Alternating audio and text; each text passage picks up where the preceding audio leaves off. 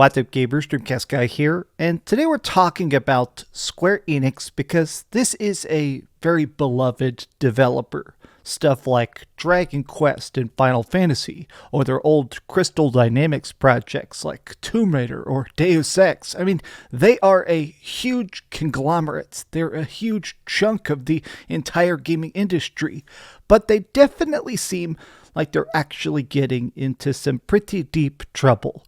They just released a financial report that apparently they are now about to lose 22 billion yen worth of profit, which is hundreds of millions of American dollars. And I want to try and dive into why this is happening and what their solution to this problem is, because people aren't happy about it.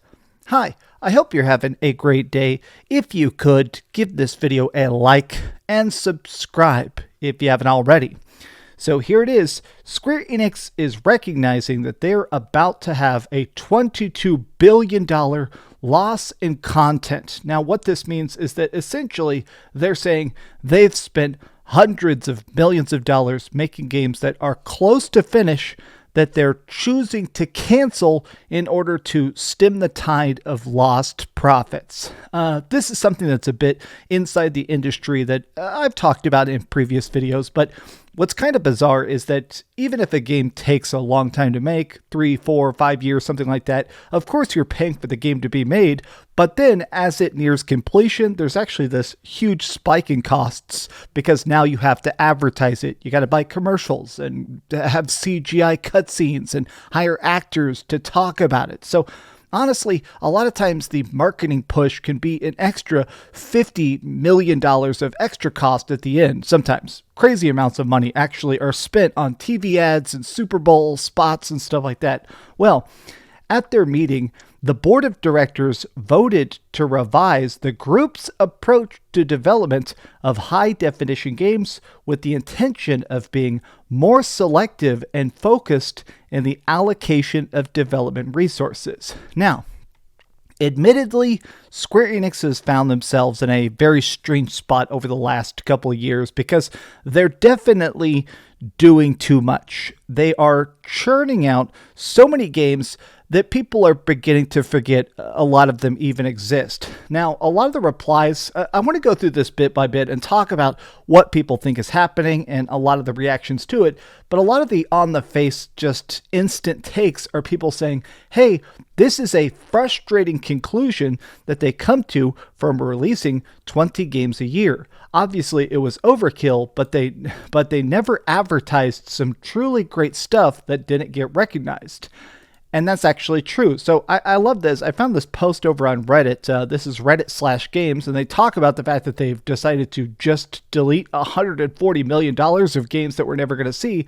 And people are like, yeah, it is pretty weird that they just from September of 22 to December 22, so in 3 months, they released 15 titles. Now, that's kind of insane to think about the fact that they did stuff like Digimon Survive. They did, I love this list here. Babylon's Fall, Stranger of Paradise, Chocobo GP, Final Fantasy VI Pixel Remaster, Triangle Strategy. It is wild to actually consider that. Like, let me actually just put up an example here. Let me just show you this. I collect games, of course. This is just literally off the top of my head. This is not even a fifth of the current gen Square Enix games I have. So of course we have Octopath Traveler, Live Alive, Final Fantasy ports, Dragon Quest. Anybody remember the Tokyo RPG things? Look at this. Lost Sphere, I Am Setsuna, Dragon Quest Builders, Tactics Ogre, Let Us Cling Together. Now, this is my point. This is a lot of the stuff here that I feel like is just so overlapping that it doesn't get a chance to actually sell. Tactics Ogre is a fantastic game. Well, that's Forspoken.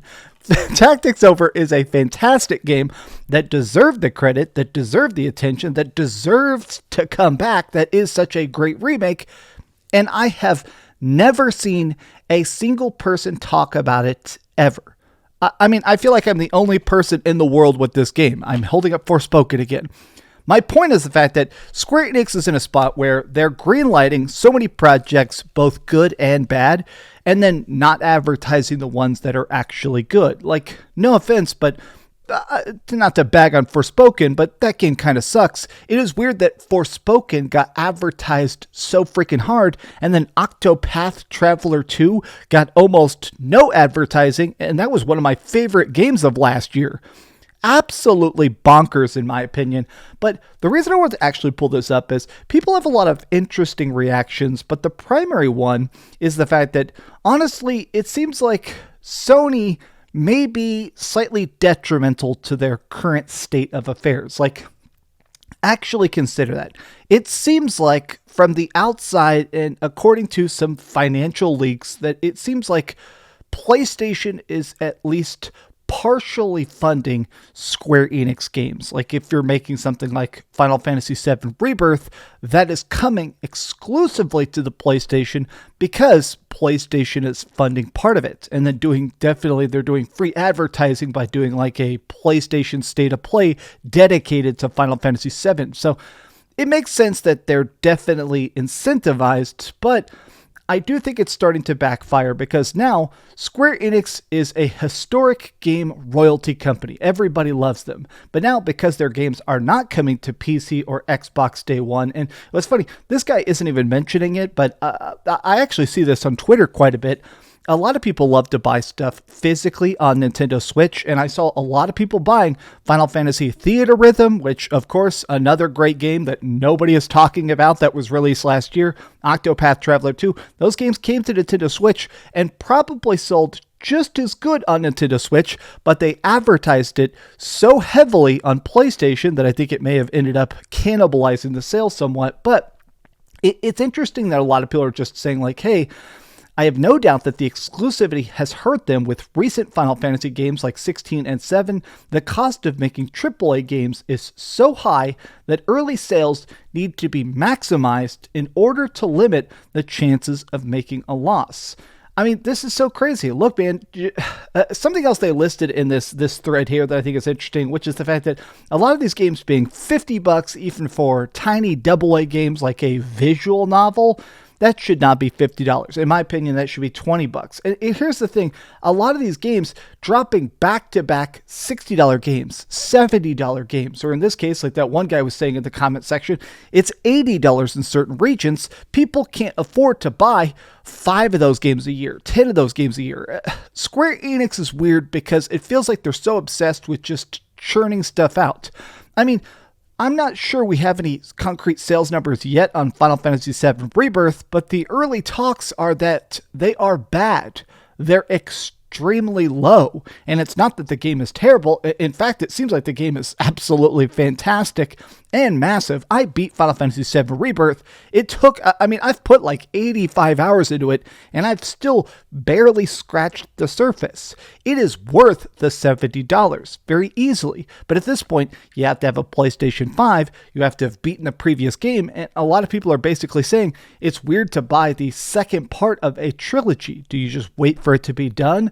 Do you wait for this game to go on sale? I mean, it is in a weird spot where a lot of people simply cannot even buy it until it comes to PC or Xbox or streaming services. But I noticed a lot of people still kind of speculating of like, how is this company in business? How are they able to just even afford to write off $22 billion in losses? Especially because not too long ago, they offloaded a ton of debt. If you've actually been around and watching this channel for a bit, we discussed the Embracer Group buyout.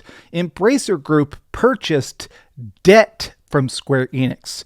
Apparently, Square Enix had $330 million in debt, and so in order to take that off their hands, they gave them all of Crystal Dynamics. They gave them, Square Enix actually sold them Tomb Raider, they sold them Deus Ex, they sold them a bunch of random stuff, and it was such a bizarre buyout because they didn't even really get cash. Like, Square Enix wasn't paid, they just have less debt.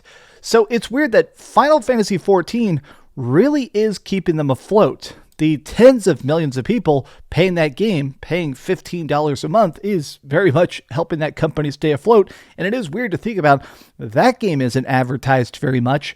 I mean, inside the fandom, I play FF14, so inside the fandom, we're of course talking about the new expansion that's coming out pretty soon and stuff, but it's just such an odd spot. And I do think this does loop back to the fact that games are getting more expensive. A lot of people are asking hypotheticals like this that kind of piss people off. But like, hey, dev costs are continuing to escalate. Everybody is trying to make games faster and faster. Do we need to cut some features? Do we really need ray tracing? Do we really need 60 FPS? Well, for me, I think 60 FPS is definitely mandatory, but that's kind of my point. If Square Enix is trying to put out 10 games a year minimum, they're putting out 10 games a year, sometimes 12, sometimes 15 games a year, which is insane. Even a company as big as people can't keep up. Fans are not able to even like financially cope with this amount of cost. And so you end up having to pick and choose. All right, do I want this game now? Do I want this game now? Financially, some of these expensive projects statistically are just going to keep failing, even if freaking PlayStation is covering some of those costs. A lot of people are just straight up saying like, man, it is wild that we're just in a spot where Square Enix can't make a game profitable. Square Enix can make the biggest, longest, coolest, most fanfare game like Final Fantasy VII Rebirth, which is exactly what everybody wanted, and still not turn a profit.